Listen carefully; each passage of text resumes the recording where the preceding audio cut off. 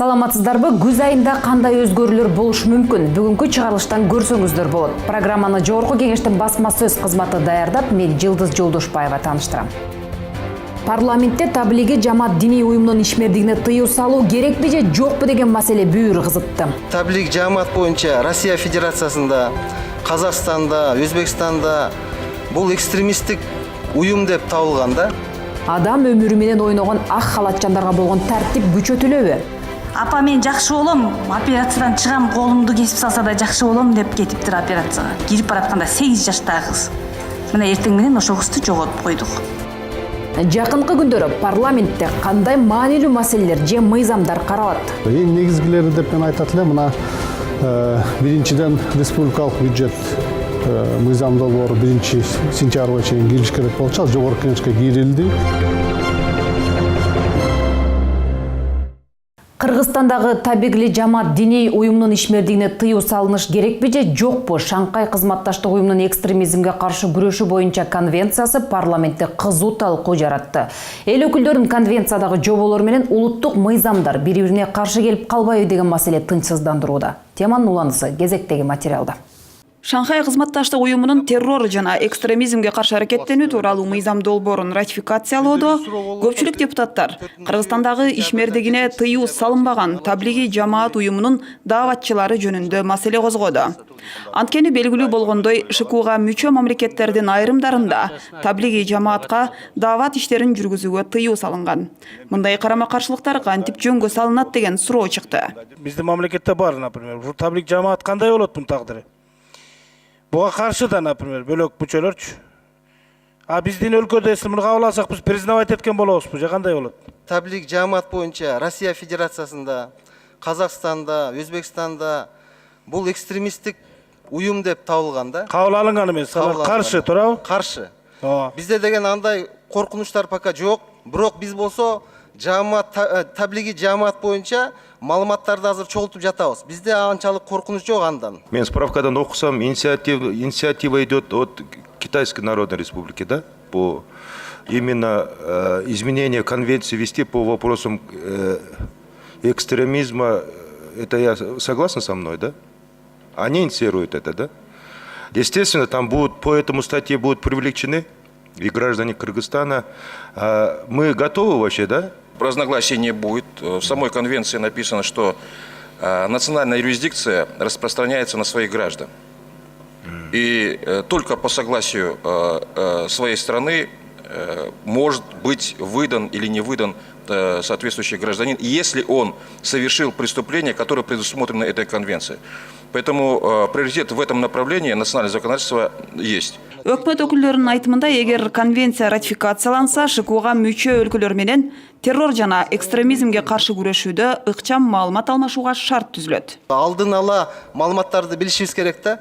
Ошол жагынан аябай ыңгайлуу, бизге да пайдасы аябай чоң. Оперативдүү баягы маалымат түшкөндө партнерлордон оперативдүү ал информацияны өзү колдонууга шарттар түзүлөт. Узакка созулган талкуудан соң добуш берүүдө мыйзам долбоору биринчи окууда кабыл алынды.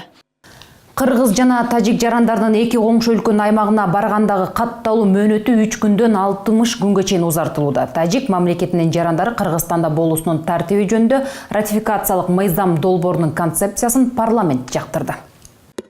Бул макулдашуу эки коңшу мамлекеттин жарандарынын өз ара кирип чыгууларына, эки өлкөнүн аймактарында турууларына ыңгайлуу шарттарды түзөөрүн өкмөт өкүлдөрү ырасташты. Азыркы тапта Тажикстандын жарандары Кыргызстан аймагына киргенден тарта 3 сутка ичинде колдонгон документин каттатышы абзел. Ошондой эле белгилүү бир убакыттын ичинде Тажикстандын бажы аймагынан чыгып кетүүсү керек. Ошондон улам аталган макулдашуу менен Кыргызстандын жарандарынын Тажикстан аймагында жана Тажикстандын жарандарынын Кыргызстанда 60 күн ичинде каттоосуз жүрүү мүмкүнчүлүгү сунушталган. Визасыз 45 мамлекетке бир тараптуу киргизкенбиз, бир тараптуу да. Алар кире берет, биз болсо алар менен барганда бизде кыйынчылыктар көп. Анда коңшу мамлекеттер менен сүйлөшүүлөрдү жүргүзүп эле толугу менен ушу каттоодо анан иштөөгө уруксатты алып салса болбойбу, толугу менен эле. Демилгенбиз, жакшы сүйлөшүп көтөрөлү. Негизи эки өлкө ортосундагы бир топ жылдан бери чечилбей келаткан башкы көйгөй чек ара маселеси. Өкмөттөр аралык комиссиясы канча жолу отуруп өткөрдү. Анан кийин ушу талаш жерлердин канчасы чечиле башталды? Бир нече жылы ушундан биз бир позицияга келбей атабыз. Биз өзүбүздүн жаңы позицияны бергенбиз аларга. Катта туз маселеси эмне болуп атат газ?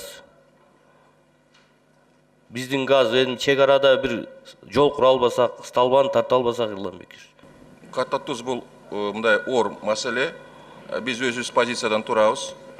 Катта туз тилке бизге карайт деп вице-премьер деңгээлинде комиссия бар ушу маселени чечкенге. 2-3 жол алар встречаны өткөргөн, бирок бир пикирге азырынча келе элек. Макулдашуу күчүнө киргенден тарта эки тараптуу алака мындан арадагы бекемделип, соода өнөр жайын, туризм тармагын өнүктүрүүгө алгылыктуу шарттар түзүлөрү белгиленди. Мына өзбекстандыктар бөлөгө кирген болсо 2 айда кирип чыгыш керек, бирок 5 күндөн регистрация деп койгон жери бар экен. 5 күндүк регистрация дегенде туризм дей турган болсок, муну дагы алышыбыз керек. Эгер аны боло турган болсо, биз наоборот транзитти күчөйтүшүбүз керек.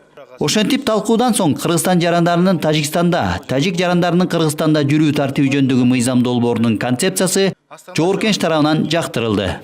Европалык коопсуздук жана кызматташтык уюмунун парламенттик ассамблеясынын күзгү жыйыны 3-6 октябрда биринчи жолу Бишкекте өтөт.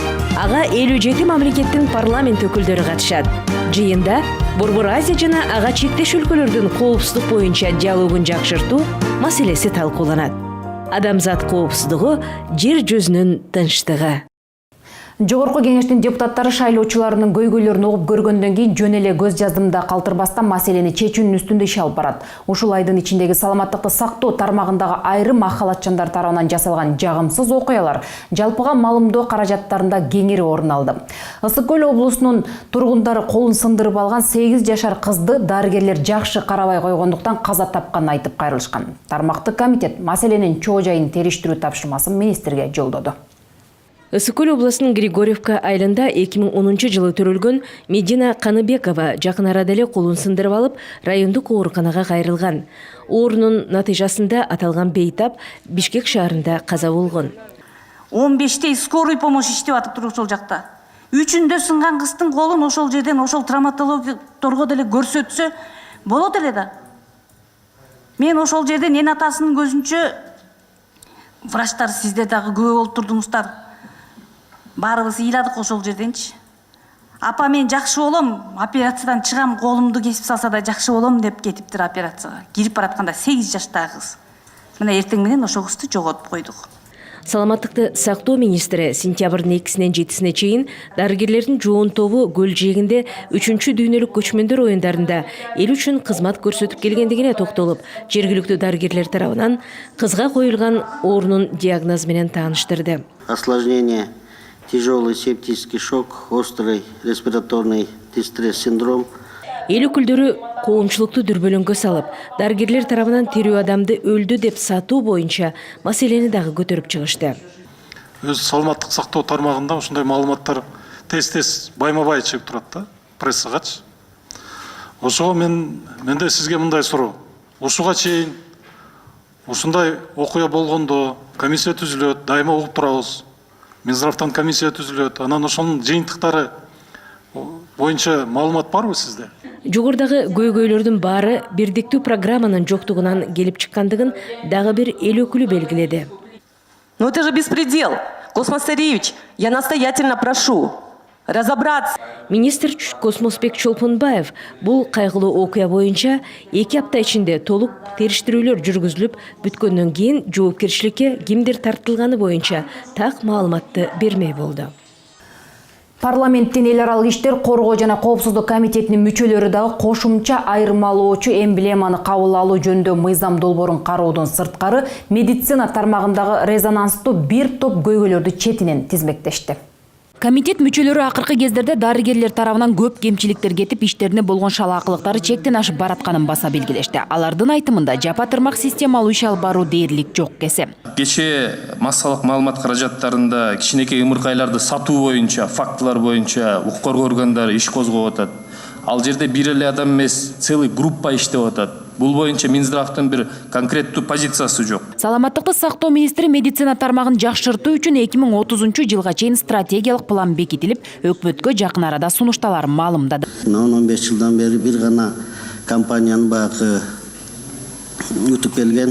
Баалары мурунку жылда салыштырганда 6-7 миңдер сом менен 5 миң сомго чейин алышкан. Ошо бир упаковкан бул тендерде алар 3400гө түшкөн, кийинкиси 2,5 миң.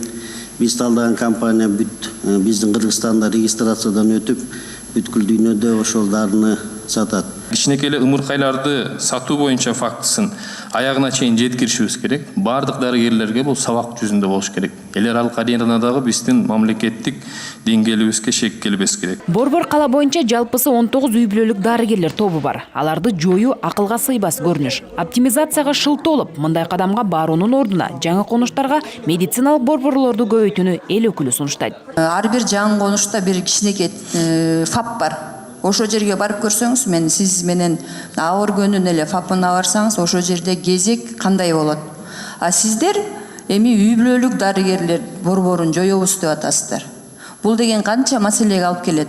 Оптималдаштыруу. Андан көрө кайра тескерисинче ошо жаңы конуштарга жаңы фаптарды салып, ЦЦМдин бириктирип кандайдыр бир күчөтсөңүздөр болот эле да. Кургак учук менен ооругандардын саны барган сайын арбып барат. Бул илдетке кабылгандарды дарылоочу ооруканалардын имараттары тозулбай, дени соо адамдарга дагы жугушу толук мүмкүн болууда. Силердин эрежеңер боюнча 100 метр аралык адамдар өтпөш керек. Асет болсо терезеден чыгар башын чыгарып түкүргөндө астынан өтүп бараткан, жолдон өтүп бараткан кишинин башына түшүп атат деп айтып атпайм мен. Өзүңөрдүн эрежеңер боюнча андай жерде болбош керек. Кургак учук боюнча оорукана башка ылайык жай тапкыла, көчүргүлө, бирок өзүңөрдүн мыйзамыңарды өзүңөр сыйлагыла да. Талкууда министр Космосбек Чолпонбаев колдон келген аракеттерин көрүп жаткандыгы дагы белгиленди. Мында депутаттардын максаты аткаруу бийлигинин мүчөлөрүн жемелөө эмес, коомдогу көйгөйлүү делген маселелерди чечүү. Сауд Аравия Кыргызстандын медицина тармагына жана айыл чарбасына 3 миллион 800 миллион долларга жакын каражатты грант катары берүүдө. Саламаттык сактоо министри каражат оор абалдагы ооруканаларга медициналык жабдыктарды сатып алууга багытталганын билдирди. Акчанын бир бөлүгүнө карантиндик зона куруу пландалууда. Сауд Аравия королдугу төмөндөгү долбоорлорду ишке ашыруу үчүн жалпысынан 3 миллион 797 миң доллар өлчөмүндө грант берүүдө. Каракулжа жана Түп райондорундагы үй бүлөлүк медициналык борборлорго жана улуттук фтизиатрия борборуна медициналык жабдыктарды сатып алууга 1 миллион 245 миң доллар. Жүрөк хирургиясы жана органдарды трансплантациялоо илимий изилдөө институтуна медициналык жабдууларды алууга 1 миллион 440 миң доллар. Эт экспорттоо үчүн Чүй облусуна карантиндик зона курууга 960 миң доллар. Ар бир борборго диализдик жабдыктар орнотулат. Ошондой эле Бишкектеги Кургак учук борбору медициналык жабдуулар менен камсыздалат. Экинчи тармагы бул Бишкек шаарында жүрөк жана кан тамыр хирургиясы жана органдары алмаштыруу борборун медициналык жабдыктар менен жабдуу. Мунун аткаруучусу Саламаттык сактоо министрлиги, бюджет 1 миллион 440 миң доллар. Бул Бишкек шаарындагы жүрөк кан тамыр хирургиясы жана органдарды алмаштыруу борборунун медициналык жабдыктар менен камсыздоо. Мыйзам долбоорун талкууда депутаттар саламаттык сактоодогу маселелерди көтөрүп, аларды чечүү жолдорун сунуштады. Мына жүрөк хирургиясындагы ошол ремонту жоктугу да, ошол жердегичи.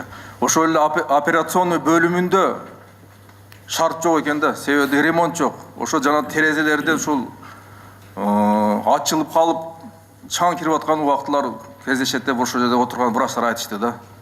Ошондон бул ремонтуна дагы бир акча каражатты бөлүп, алардын алган айлыктары дагы 25 миң, 20 миң сом.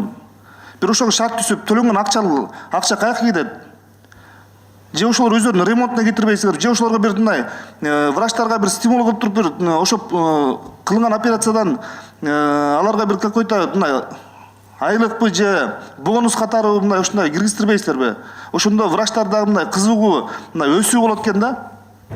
Болбосо, болбогон айлык алып атат, төлөп атат, андан тышкары все равно ошол операция кылдырган адамдар барып врачтарга чөнтөгүнү берип атат.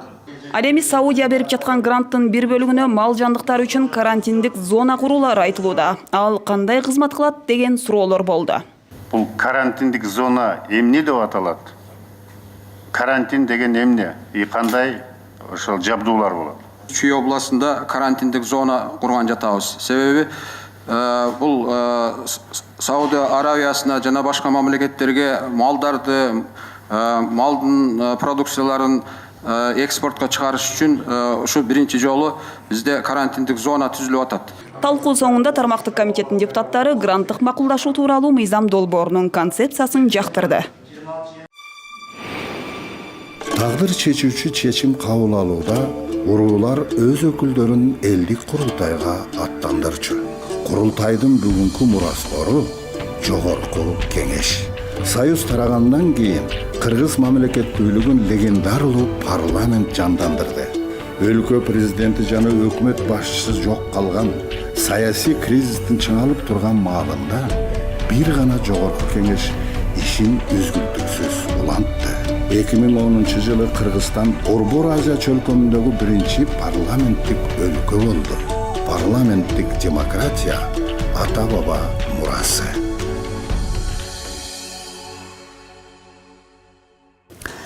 Жогорку Кеңештин КСДП фракциясы кезектеги жыйынында Токон Мамытовду акыйкатчы кызмат ордуна талапкер катары көрсөттү. Ал 8 талапкердин ичинен тандалып алынды. Эске салсак, мурдагы акыйкатчы Кубат Оторбаев өз калоосу менен ыйгарым укуктарын мөөнөтүнөн мурда токтоткон.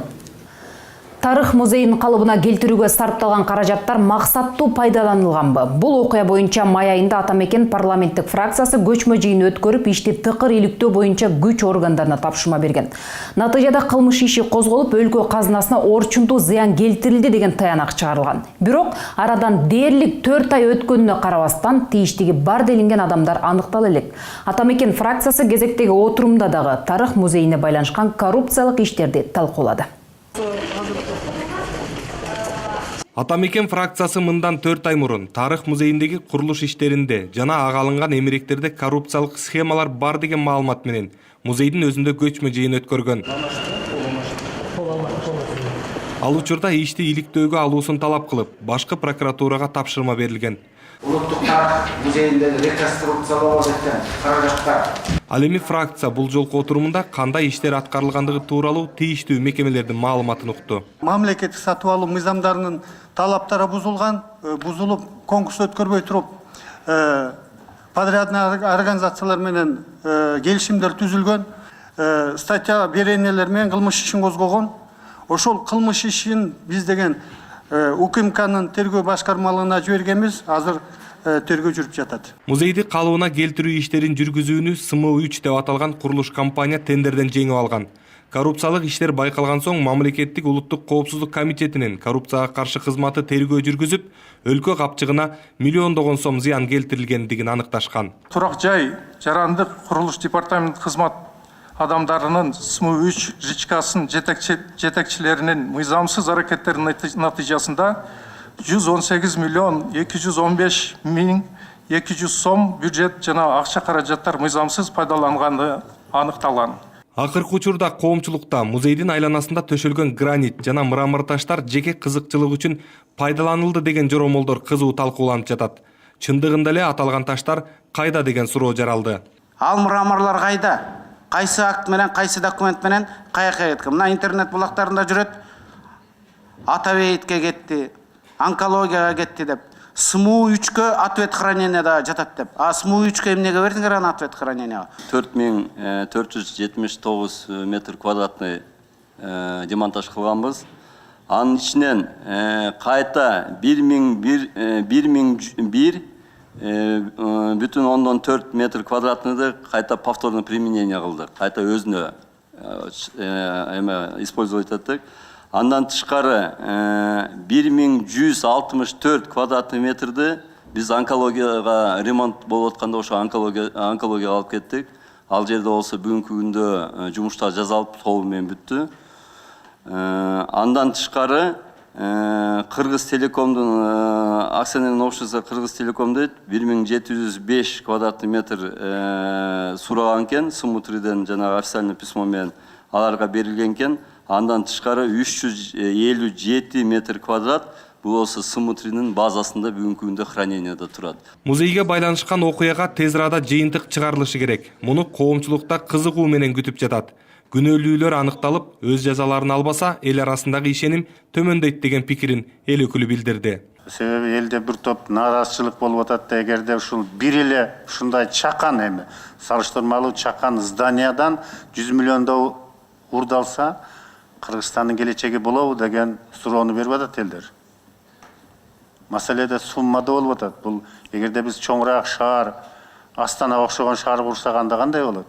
Фракция отурумунда мындан башка Белиз мамлекетинен алынган Мегаком компаниясы боюнча трасттык документке байланышкан кырдаал жана Евгений Гуреевичтин 2010 жылдагы Бакиевтердин үй бүлөсү тарабынан чыгарылып кеткен финансылык активдер жөнүндө берген билдирүүсү талкууланды. Республиката журт фракциясы өз жыйынында билим берүү тармагын келечекте өнүктүрүү боюнча маселени карады. Өкмөт өкүлдөрү билим берүүнүн тартиби күчөтүлүп, бир нече балабакча, мектептерде шарттар түзүлүп жатканын билдиришти. Адистер орто билимди алуудан кийин жогорку окуу жайларга тапшырууда окуучулардын топтогон балдары мурунку жылдарга салыштырмалуу жогорулаганын эске салышты. Бирок айрым аймактарда билим берүүнүн көрсөткүчү төмөндөп дагы кеткен. Эл өкүлдөрү билим берүүнү жакшыртуу менен мугалимдердин эмгек акысын көтөрүп, жаш кадрларды тартуу керектигин белгилешти. Жайкы каникул учурунда эл өкүлдөрү шайлоочулар менен жолугуп, аймактардагы көйгөйлөр менен жеринен таанышты. Таза суу, турак үй курууга жер тилкелеринин тартыштыгы, социалдык объектилердин жоктугу депутаттар тарабынан жыйында көтөрүлдү. Андыктан алар чиедей чырмалышкан көйгөйлөрдү чечүү талабын ар кандай маселелер саатында өкмөттүн алдына койду. Саламатсыздарбы, урматтуу депутаттар? Ат башы районунун Акжар айылында таза суу тартыштыгы ушул мезгилге чейин жолго салынбай келет. Жайгышы дебей арыктан аккан сууну колдонгон айыл тургундары эл өкүлүнө даттанышкан. Нарын областынын Ат башы району Акжар айылына таза суу кирет деп 2008 жыл кирет деп ода берилген, бирок 2016 жылдан бери бул маселе дагы чечилбей атат. Ал эми алыскы Араван районунда үй куруу үчүн жер тилкесин алганга 2000ден ашуун үй бүлө кезек күтүп турушат. Бул маселе буга чейин да бир нече жолу парламентте айтылганы менен көңүл бөлгөн киши жок. Трансформация боюнча тапшырганыбыз бар жогу даяр, сиздерде өкмөттө турат. Кол коюш керек, айыл өкмөттүн жери. Ошого барып чечип бериңиздер, септеген өткөндө көрдүңүздөр. 2 сот, 2,5 соттун ичинде 4 семья жашап атат. Өлкө ичиндеги аба каттамдардын жоопкерчилигин күчөтүү керек. Болбосо жүргүнчүлөрдүн коопсуздугуна коркунуч жаралууда. Бишкек Ош авиарейсинде bir жолу двигатель күйүп кеткен. Экинчи, өзүбүз биз күбө болдук депутаттар менен. Самолет учуп, Төошун үстүнөн кайра кайтып келдик Бишкек шаарга. Үчүнчүсү кече жакында жүргүнчүлөр менен полосага чыгып, самолет уча албай калды. Мен буна эмне айткым келет? Бул коңгуроо. Бул коңгуроо. Авиадепартамент авиарейстерди өнүктүрбөйт, коопсуздукту көзөмөлдөбөйт, авиапаркты жаңылатпайт. Өлкөдөгү миграция агымын канткенде жөнгө салабыз. Бул боюнча алгылыктуу иштер байкалбай жатат. Ал үчүн аймактарды өнүктүрүүнүн жолун таап, жумуш орундарын камсыздоо керек дейт эл өкүлү. Ишкер бир ишкана ачам деп аракет кылып кайрылса жергиликтүү органга, ал жакта эч качан мындай өндүрүшкө багытылган жер, дайын трансформацияланган жер жок болуп чыгат да. Ал жеке ишкер өзү трансформация жасап, ошо ишканасын ачканга 1,5 жылдан 4 жылга чейин убакыт коротот. Албетте мындай шарттар аларга кызыктуу эмес, алар ал жака инвестиция кылбай, бат эле оңой жактарга кетип калышат. Маанисиз өткөрүлгөн той топур мааракелер мамлекеттин капчыгына таасир этүүдө. Мындай көрүнүштөргө бөгөт коюп, ага кеткен каражаттарды максаттуу пайдалануу керек. Ар бир тойду 2 миллион сомдон эле санагыңыздарчы.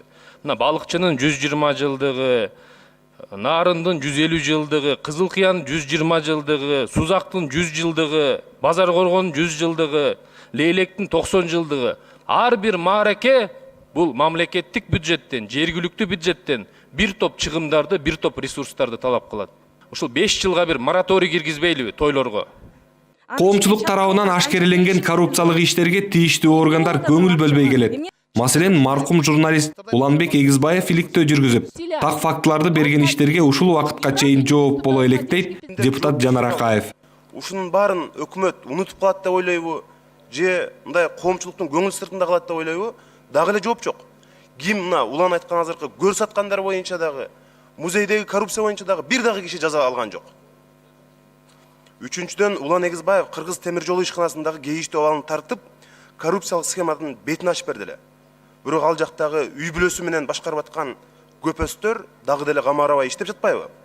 Кыргыз темир жолундагы коррупцияны айтып, ал жерде иштеген аялдар президентке чейин кайрылып, керек болсо көчөдө ыйлап жүрүшөт. Ушунун баарын көрүп туруп, өкмөт башчы кантип бет чыдап отурат? Кыргызстан туризмдин өлкөсү болуш үчүн мындан ары дагы аракеттер көрүлүшү керек. Бүткүл дүйнөлүк 3-көчмөндөр оюнунун өткөрүлүшү Кыргыз өлкөсү үчүн маанилүү аброй алып келди. Дал ушундай дүйнө коомчулугун кызыктырган мамлекет катарында жолду улайлы деген пикирди депутаттар билдирди. Жакынкы күндөрү парламентте кандай маанилүү маселелер же мыйзамдар каралышы ыктымал деген сыяктуу суроолорду эл өкүлүнө узаттык. Кененирээк депутат Аалы Карашев менен кесиптешим Ибрайым Нуракун уулунун маегинен көрсөңүздөр болот. Эң негизгилери деп мен айтат элем, мына биринчиден республикалык бюджет мыйзам долбоору 1-сентябрга чейин кириш керек болчу, жогорку кеңешке кирилди. Ушул чоң мыйзамдардан ушуну биз өз убагында кабыл алып беришибиз керек. Ошондой эле экинчиден мына жакында эле биздин Кыргыз Республикасынын президенти Жээнбеков Сооронбай Шарипович да өзүнүн жогорку кеңеш төрагасы менен болгон жолугушуусунда маселени көтөрдү. Ушул шайлоого тийиштүү болгон мыйзамдарды ушул шайлоого 1 жыл калганга чейин бир жолу парламентте карап берсе деп мен ойлойм. Ал жерде абдан көп атайын жумуш топ иштеп атат, абдан көп мындай сунуштарын берет го деп ойлойм. Мына бул мыйзамды дагы эң керектүү мыйзам деп биз кабыл алып беришибиз керек өз убагында. Жыл башында жогорку кеңеш жанагы Бишкек ТЭЦиндеги авария боюнча комиссия түзүп абдан чоң коомчулуктун көңүлүн бурган иш жасады эле. Ал эми андан башка дагы мына түндүк түштүк альтернативалуу жолу, тарых музейиндеги чыгымдар, ушул сыяктуу долбоорлордун тегерегинде дагы парламентте кандайдыр бир комиссия түзүлүп иш болушу күтүлөбү? Түштүк түндүк альтернативдик жол боюнча дагы атайын депутаттык комиссия түзүлгөн. Июнь айында бүгүнкү күндө ал өзүнүн жумушун алып баратат. ТЭЦ боюнча болгондо комиссияда мен өзүм да мүчөсү болдум. Ал жерде активдүү катышып иштеп бердик. Ага эми эл тараза дейбиз. Анан экинчи мына бүгүн да мына маселе көтөрүлүп атат. Датка кемин подстанциялары боюнча, датка кемин бийиктиктеги электр чыңыртыш жызымдарын тарткан боюнча дагы ошону атайын бир комитетте карап, может комиссия аркылуу карасакпы деген дагы көптөгөн демилгелерди көтөрүп атат депутаттар. Мен айтат элем, ушул ачыктык, айкындык болуш керек бардык жерде. Күзүндө ушул өкмөткө байланыштуу жогорку кеңештин көз карашы, ошондой эле саясий кырдаал кандай болот деп ойлойсуз? Өкмөттүн жумушу боюнча кандай десек, мына биз цифралар менен карашыбыз керек да. Мына бүгүн дагы мен ар кандай маселелерде өзүмдүн оюмду бул боюнча айттым. 8 айдын жыйынтыгы менен экономикалык көрсөткүчтөрүбүз ойдогудай эмес, муну моюнга алып айтышыбыз керек. Мына ички дүң продукция дагы өнөр жайдын өнүгүшү боюнча терс көрсөткүч менен болду. Мына экспортубуз минус 1,6% болуп атат. Бизден түз келген инвестицияларыбыз дагы 247 миллион доллар болуп, болгон 33,2% минус менен кетип атат. Анан бизден чыгып кеткен түз инвестициялардан чыгып кеткен отток деп коет капитал. Ал дагы 236,7 миллион болуп атат. Айрым 10 миллион доллар бул абдан мындай аз да. Түз келген инвестиция көп болуш керек. Себеби биз түз инвестиция келгенде бул жаңы ишканалар, жаңы жумушчу орундар, налог төлөнүш керек. Анан мына мен ички дүң продукциянын азыр биз жыл башында бюджет кабыл алып атканда 3,2 болуш керек, 3%дан ашыгыраак болжол менен кабыл алганбыз да. Бүгүн 99,7 менен баратабыз. Бир 3,5% минус менен баратабыз да. Бул деген киреше бөлүккө келе турган акчам түшпөй калат дегенди билдирип калышы мүмкүн да. Ошондуктан мен бүгүн да каалоо айттым өкмөттүн өкүлдөрүнө. Акыркы 4 ай калды. 4 айда абдан кескин бир мындай бир чараларды көрүп, кадамдарды тыштап, катуураак жумуш алып барышыбыз керек. Антпесек биздин киреше бөлүгүбүздөн да кичине выпадение түшпөй калышы мүмкүн да акча каражаттарычы. Ошондуктан бул боюнча бүгүн да айттык. Мен абдан ишенем, терең ишенем. Ушу өкмөттө дагы ушу мунун үстүндө да иштеп атышат болуш керек. Ушул акыркы кварталда биз жалпы экономикалык абалды оңдоп кетишибиз керек да. Транспорт, архитектура жана курулуш комитетинин депутаттары кезектеги жыйында Эйр Кыргызстан авиакомпаниясынын жетекчиси Жолдошбек Бектургановго нааразылык билдирип, анын кызмат ордун кароо керектигин көтөрдү. Депутаттар белгилегендей, жеке менчик авиакомпаниялар жылына миллиарддаган киреше менен чыгып жатса, мамлекеттик Эйр Кыргызстан карызга батып банкротко кептелген. Депутат Улукбек Ормонов сатыга коюлган Эйр Кыргызстан мамлекеттик авиакомпаниясынын азыркы абалын териштирип сурады. Эйр Кыргызстан деген авиакомпания бар мамлекеттик. Кайда ушул авиакомпания? эч жака учпаган компания, ички каттамдарды аткарбаган компания кантип ал доход алып атат? Мына мамлекеттик компаниябыз эч жака учпай отурат. Коллектив эмне болду? Ал жерде иштеген кишилер эмне болуп атат? Бир самолетун аренда берип коюп, ошонун эсебинен доход алып атышат. Ал арендасында жок кылышкан уже. Бизде учпай атсанда кандай арендага бергенге акысы бар алардын? Кандай бул? Бир самолет азыр турат аэропортто, акчасын төлөй албай. Кезинде гүлдөп турган ишкананы банкротко учураткан жетекчилер кызмат ордун токтоосуз бошотуусу керек деген депутат Кубанычбек Жумалиев дагы кошумчалады. Ошо авиакомпаниянын директору көп жылдан бери олтуруп тур биякта, туурабы? Ал менен тиги Кудайдын баласыбы. Ишти аткара албай аткандан кийин алыш керек да жумуштан. Air Кыргызстан компаниясынын абалы бүгүнкү кыргыз авиациясынын жүзү дейт эл өкүлдөрү. Өлкө ичиндеги аба каттамдардагы көйгөйлөр чечилбей келүүдө. Учактар эскирип кооптонууну жаратууда. Аймактарга учуулар кыскартылган. Билеттердин баасы болсо өзүнчө көзөмөлдөн чыккан маселе. Мына Жалал Абадта рейсти кайрадагы базар күнгө бир эле каттам кылып неме кылып койдуңар да.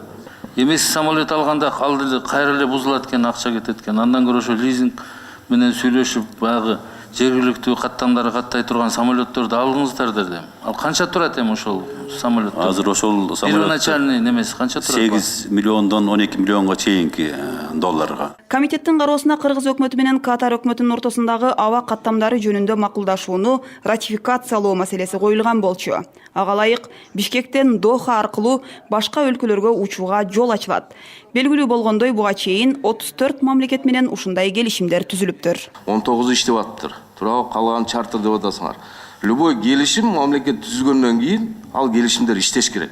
Катар аркылуу башка чоң өлкөлөргө учуш үчүн ортосунда бонус берет экен. 1-2-3 күнгө чейин алардын өздөрүнүн гостиницасында бесплатно жаткырып туристтер ошон үчүн ошол Катар аркылуу көп учуп атат да.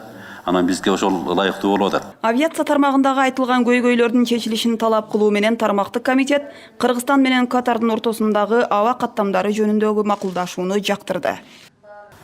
Аймактардын өнүктүрүү жылынын алкагында Ат Башы районунун айрым айылдарында ички жолдор оңдолууда. Маселен, райондун эң алыскы кыштагы болуп саналган Кызыл Туу жана Казыбек айылдарын бириктирген 5 километр таш жолго асфальт төшөө иштери башталды. Депутат Камчыбек Жолдошбаев аткарылып жаткан иштерди жеринде көрүп кайтты. Узак убакыттан бери Ат Башы районундагы номер 950 жол тейлөө ишканасында айдоочу болуп иштеген Мирбек Мамбетов кесиптештери менен биргеликте Кызыл Туу айылынын ички жолдорун оңдоп түзөө иштерине эмгектенип жатат. Өзүнө көнүмүш болгон айдоочулук кесип кыйынчылык жаратпайт. Себеби эмгеги эл үчүн. 1 километр каралган ушул Кызыл Туу айылына. Ошонун основаниясын бүтүп калдык берсин. 3-4 күнүн аралыгында асфальт башталып калат. Анан бөлөк жакта бир Акжар айылында асфальт болуп атат, ошо бүтсө анан бияка келишет. Аткарылып жаткан ишке өлкө казынасынан атайын каражат бөлүнгөн. Кызыл Туу айылынын ички жолун асфальттоого 5 миллион сом сарпталат. Ал эми 2 айылды бириктирген жолду оңдоого каражат каралып жатат. Бюджеттин эсебинен каралган, биздин министрлик тарабынан каралган 1 километр ушул Кызыл Туунун ичи, буга 5 миллион сом каралган, титул каралган. Жол көйгөйү бул аймактагы негизги маселе болчу. Ошондуктан айыл жашоочулары эл өкүлү Камчыбек Жолдошбаевка бир канча ирет кайрылуу жолдошкон. Кара Коюн айыл өкмөтүнүн депутаттары, Казыбек айылынын депутаттары элдер бир канча жол жасашкан. Мен ойлойм, мына азыр ишти башташыптыр. 950-Деву, ошол эле Пулаттын директору, баягы министрликтерден келишкен. Эми бул быйылкы жылы президенттин айылдарды өнүктүрүү жылы деп кабыл албады. Ошол мезгилде ушуну алышып, мына иш болуп атат. Ушундай эле иш Акжар жана Жаңы Күч айылдарында да аткарылууда. Муну менен Ат Башы району боюнча быйылкы жылдын эсебинен 8 чакырым жолго асфальт төшөлмөкчү. Кыргызстан парламенттик өлкө болуу менен элдик бийликти орнотту. Эми тагдыр чечүүчү чечим кабыл алууда эл өкүлдөрүнүн ролу жогору. Парламент бардык мыйзамдарды кабыл алып, алардын толук кандуу иштеп аткарылышын көзөмөлдөп турат. Жогорку кеңеш бардык бийлик бутактарынын ортосундагы саясий тең салмактуулукту сактап турган күч. Парламент өкмөттү бекитип, анын ишин көзөмөлдөйт жана министрлер кабинетинин иши үчүн жоопкерчиликти алат. Парламент мамлекеттик бийликтин бардык органдарынын ишмердүүлүгүн тескейт. Күчтүү парламент, күчтүү өлкө.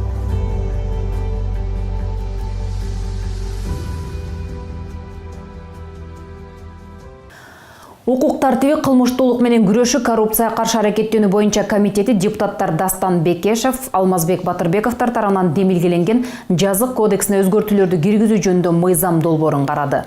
Сунушталган мыйзам долбоор шайлануучу кызмат ордуна жана судьяларга талапкерлерге карата. Ошондой эле жаңы шайланган орундарга тиешелүү. Тагыраагы кызматка келе турган адам башка жарандыгы бар экенин жашырса, ага болгон тартип күчөтүлмөкчү. Комитеттин төрайымы Наталья Никитенко тажрыйбалуу иш билги адис эксперттер менен коомдук огуу өткөрүү керектигин белгилеп, мыйзам долбооруна тиешелүү толуктоолорду киргизүү сунушун берди. Талкуудан соң комитет мүчөлөрү мыйзам долбоорун артка кайтарышты. Агрардык саясат, суу ресурстары, экология жана регионалдык өнүктүрүү боюнча комитетинин мүчөлөрү Бишкекте өтүп жаткан Орто Азиядагы кооперативтерди өнүктүрүүнүн келечеги аттуу 6-чы эл аралык форумдун катышуучулары менен баарлашты.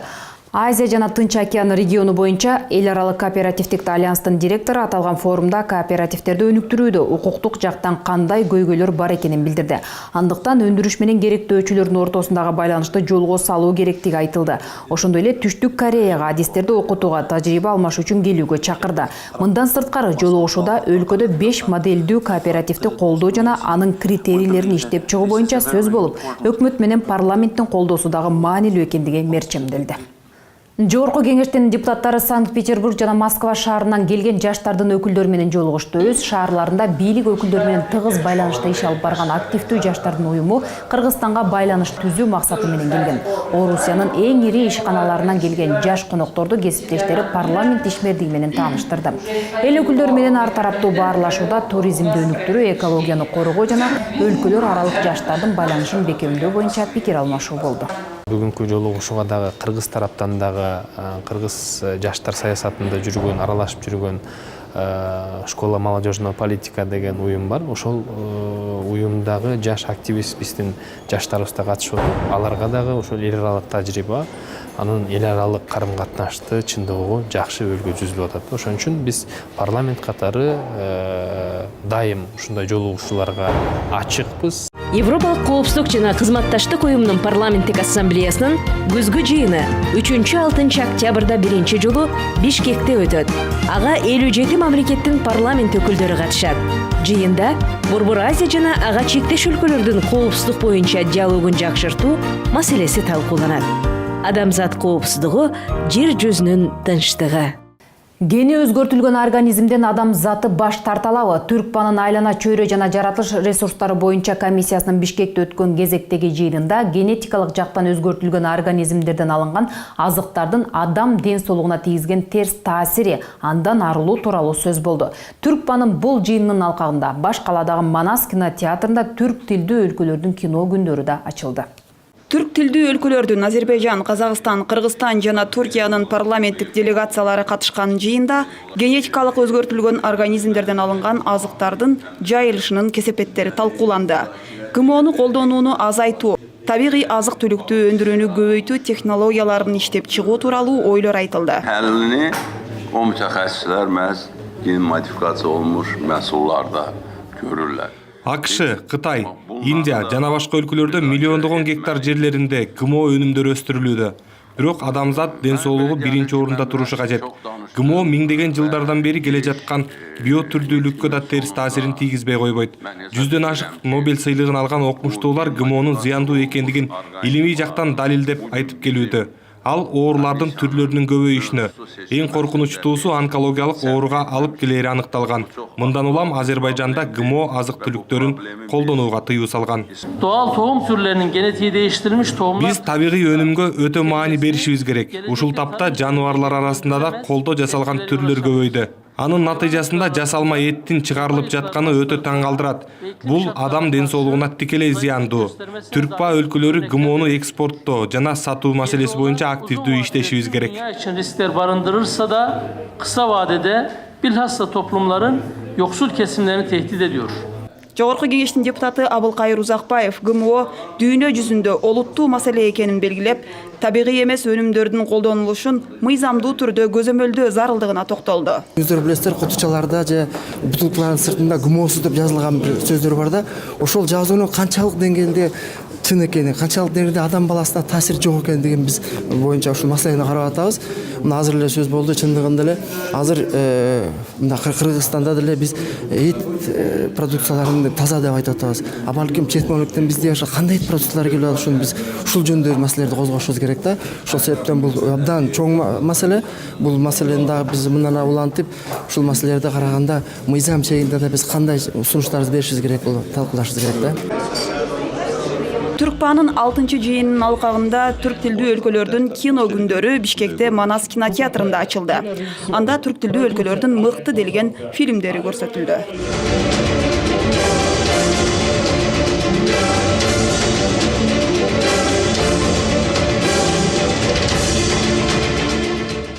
Иш-чарага боордош элдердин парламенттеринин депутаттары, дипломаттар, маданий ишмерлер, кино режиссерлор, аниматорлор келген.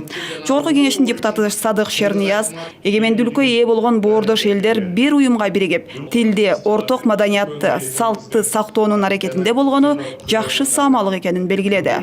Биз эң биринчи маданий алаканы жакшырбайынча, саясий алакадагы, экономикалык алакадагы анчалык жакшы жүрбөйт. Ошондуктан мына ушул Бишкекте өткөзөлү. Бишкекте өткөзгөндө түрк тилдүү мамлекеттердин кино күндөрүн өткөзөлү. Ошол жерде биз бири-бирибиздин кинолорубузду көрөлү. Ошол режиссерлорду чакыралы бул жака. Баарлашсын биздин маданияттын кишилери, белгилүү режиссерлор, жаштар. Ошолордун аркасы менен жаңы проекттер туулушу мүмкүн, жаңы кинолор чыгышы мүмкүн. Муногу Кыргызстандын кино өлкөлөрү менен башка өлкөлөр кошумча проекттер жасашы мүмкүн. Дегеле бир киного, маданиятты өсүрүүгө чоң салып кошолу деп уюштурулган бул кино күндөрү. Кино и анимация играет важную роль в развитии информационного пространства. И, несомненно, это будет играть важную роль для сотрудничества между түркиязычными народов түркиязычных стран. Әрине өте қуаныштымыз, өйткені мынау түркі тілдес елдерінің тек қана мынау әдеби болмаса саяси жағынан емес, мынау кино өнері, анимация өнері жағынан жақындасып жатқаны өте қуантады бізді. Осы өтетін үлкен шараға мен үлкен сәттілік тілеймін, үлкен жетістіктер тілеймін. Тек қана осымен тоқтап қалмай, ары қарай үлкен жаңа елдерді, түркі тілдес елдерінің мүшелерін өзімізге тағы да қатарымызға қосып, бірлесіп жобалар жасап, кино түсіріп, мультфильмдер түсіріп, үлкен жетістіктерге жетуін тілеймін. Айта кетсек, Азербайжандан Кызыл Бакча, Казакстандан Оралман, Кыргызстандан Түнкү Кырсык, Түркиянын атынан болсо буудай жана айла көркөм тасмалары тартууланды. Ушул эле түрк тилдүү өлкөлөрдүн парламенттик ассамблеясынын комиссиясынын 4-чү жыйынына катышкан делегация менен жогорку кеңештин төрагасы Дастанбек Жумабеков дагы жолукту. Баарлашууда төрага Дастанбек Жумабеков Түркпанын тармактык комиссияларынын Бишкекте өткөрүлүп жаткан жыйындарынын маанилүүлүгүнө токтолуп, иш-чаралардын алкагында уюштурулган түрк тилдүү өлкөлөрдүн кино күндөрү да жакшы саамалык экенин баса белгиледи. Биздин алдыбызда Түркпанын алкагында белгиленген пландарды ишке ашыруу тапшырмасы турат. Анын ичинен түрк тилдүү мамлекеттер ортосундагы бардык багыттар боюнча өз ара кызыкчылыкка шайкеш келген байланыштарды жаңы деңгээлге көтөрүүбүз зарыл, деди Дастанбек Жумабеков. Бүткүл дүйнөлүк тазалыкты сактоо күнүнө карата өзгөртүлгөн ишембиликке жогорку кеңеш толук курам менен катышты. Эл өкүлдөрү баштаган парламенттик аппарат кызматкерлери дагы борбор каланын тазалыгына кам көрүштү. Дүйнө сулуулугун арттырууга жана сактоого болгон аракет тууралуу экология рубрикабыздан айтып беребиз. Мына бүгүн дагы депутаттар өз салымын кошуп, шаарды жашылдандырууга, тазалоого өз салымдарын кошуп жатат. Мурун болсо Бишкек шаары аябай жашыл шаар болгон, бактарактар көп болгон, азыр көп каралбай баратат. Мына биз дагы комитетте бул маселени көтөрүп чыкканбыз. Жашылдандыруу боюнча, экологияны коргоо боюнча көп маселелерди көтөрүп атабыз.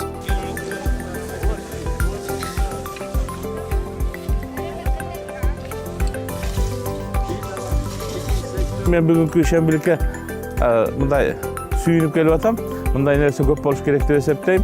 Бишкекте жок дегенде биз айына бир жолу ушундай ишембилик өткөрүп, же болбосо ар бир үйдүн ээлерин, ишкананын ээлерин милдеттендирип, мамлекет мекемелерин милдеттендирип үйдүн, мекеменин тушундагы жерлерди тазалап коюп турсак жок дегенде, жок эле дегенде. Шаарыбыз таза болсо, биздин да көңүлүбүз көтөрүнгү болот, көңүлүбүз көтөрүнгү болсо, иштегенге жакшы мүмкүнчүлүк түзөт. Албетте биринчи кезекте шаарга мындай шаарды булгап аткан автомобилдер биринчи. Бизде өндүрүш жок, баягы түтүн булатып аткан дегендей. Ошон үчүн автомобилдердин баягы экологиялык жагына көңүл бурушубуз керек. Электромобилдердин келишине көңүл бурушубуз керек. Же болбосо эски автомобилдерди алып келип, капкара түтүнүн аркасынан булатып жүргөн машиналардан кутулушубуз керек. Колдон келишинче азыраак абаны булгай турган машиналарга өтүшүбүз керек. Ошол эле мезгилде үйлөрдүн көбүн газ менен, электричество менен жылыта турган шарттар түзүшүбүз керек. Көмүр менен түтүн булатып турсак, шаардын абасы бузулат. Мына ушундай нерселерге көңүл буруу аркылуу, мындайча айтканда жашыл энергияга, жашыл экономикага көңүл буруу аркылуу биз кырдаалдан чыгабыз да. Жогорку кеңеште Чыңгыз Айтматов атындагы орденди уюштуруу максатында иштелип чыккан мамлекеттик сыйлыктар жана ардак наамдар жөнүндө мыйзамына толуктоо киргизүү жөнүндө мыйзам долбоору каралып, анын концепциясы жактырылды. Демилгечилердин бири депутат Аида Касымалиеванын айтымында Чыңгыз Айтматов атындагы орденди белгилөө демилгеси залкар жазуучунун көркөм мурасын сактоо, кеңири жайылтуу болуп саналат. Бул орден менен маданият тармагынын өнүгүшүнө, гумандуулук идеяларын жайылтууга, адамзаттын жан дүйнөсүн байытууга, тынчтыкты сактоого зор салым кошкон кыргыз жарандары жана чет өлкөлүк адамдар сыйланат. Улуу жазуучубуздун мурасын дүйнөгө даңазалап, тарыхта калтырыш үчүн биз ушул орденди киргизип жатабыз. Чыңгыз Айтматов атындагы орден. Бишкек шаарындагы номер 92 лицейнин китепканасы улуу жазуучубуз Чыңгыз Айтматовдун китептери менен толукталды. Депутат Аида Касымалиева аталган окуу жайдын жаштары менен жолугуп, жаштарды келечекте жазуучунун китептерин сүйүп окууга чакырды. Атагы алыска чыккан улуу жазуучубуз Чыңгыз Төрөкулович Айтматовдун 90 жылдык мааракесин быйыл өлкөбүздүн жогорку кеңеши дагы кызуу белгилөөдө. Ал арада эл өкүлдөрү анын китептерин жаштар арасында жайылтуу жөрөлгөсүн колго алды. Бүгүнкү мейманыбыз жогорку кеңештин депутаты Касымалиева Аида Камчыбековна. Саламатсызбы, биздин берүүбүзгө кош келипсиз. Азыр биз Аида Камчыбековна менен жаштарга улуу жазуучунун китептерин белекке тапшыруу үчүн жөнөп жаткан мезгилибиз. Келиңиз анда. Бала чагымда мен китепти абдан көп окучумун. Апам китепканачы, анан улам эле китепканага алып бара берчү да. Анан үйдө дагы Айтматовдун толук бардык чыгармалары бар эле. Айтматов менен мен мектепте тааныштым, бетме бетте эсимде. Ошол абдан качып, дезертир деген эмне деген билгем да. Бирок мага мындай жүрөгүмө тийип, жүрөгүмдө калган, эсимде калган, ушунчалык Айтматовго мындай бир башкача сезимдер жараткан бул албетте Жамиля болду да. Жамиля, мен ошондо бир мындай Айтматовду окуп, киносун көрбөсөм деле Жамиляны ошондой элестете алгам. Ошол мезгилде абдан сүйүүгө кызыгасың. Ошол Жамилянын образы менен согуштун кыйынчылыгын, бардыгын ачып берген да. Ошол Жамиля, анан жакында эле мен киносунда көрүп чыктым кайра. Жана Симонкул Чокморов, Аримбасарова ойногон. Анда дагы байкасаңыздар, Чокморов бир эки эле сөз айтат кино боюнча. Чыгармасында дагы ошондой. Бирок ошол образ ушунчалык жакшы ачылганда, Айтматов бул мындай чоң бир дүйнө да. Аны кайра окусаң деле ал кемибейт. Анан айрыкча жаштарга, мен мисалы үчүн кызым 12 жашта да. Анан окуп берсем, ал дагы түшүнөт да, ушул жерде ушундай деген турбайбы депчи. Эл өкүлү улуу жазуучубуз Чыңгыз Төрөкулович менен мекендеш жана замандаш болгонуна ар убакта сыймыктанып келерин айтып, Бишкек шаарындагы номер 92 кесиптик лицейдин жаштары менен жолугушуп, аларга улуу жазуучубуздун китептерин белекке тапшырды. Мен сиздерге мына белек бул бир топко берилип атат, бул ошол лицейге берилип атат. Силердин китепканаңарга бир эле адам окуп калбастан бүт лицей окуш керек да. Мен абдан сүйүнүп атам силерге тапшырып окуп, эң башкы мааниси бул Айтматовду окуш керек да. Аида Камчыбековна, эми ушул Айтматовдун 90 жылдык мааракесине арналган анын китептерин жаштар арасында жайылтуу жөрөлгөсүнө эстафетаны сиз кимге узатасыз?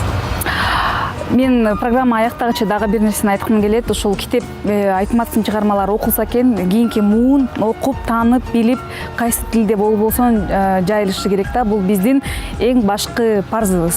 Анан мен эстафетаны кесиптешим Төрөбай Закирович Зубковго узатам. Жогорку кеңештин басма сөз кызматы алып жазуучубуз Чыңгыз Айтматовдун китептерин жаштарга таратуу өңдүү үлгүлүү көрсөтүүлөрдү даярдап, ар дайым изденүүнүн үстүндө иш алып бармакчы. Ушуну менен көрсөтүүбүз соңуна чыкты. Ушул жана башка жаңылыктарды кенен биздин кеңеш KG сайтыбыздан жана YouTube, Facebook баракчабыздан тапсаңыздар болот. Жакшы калыңыздар.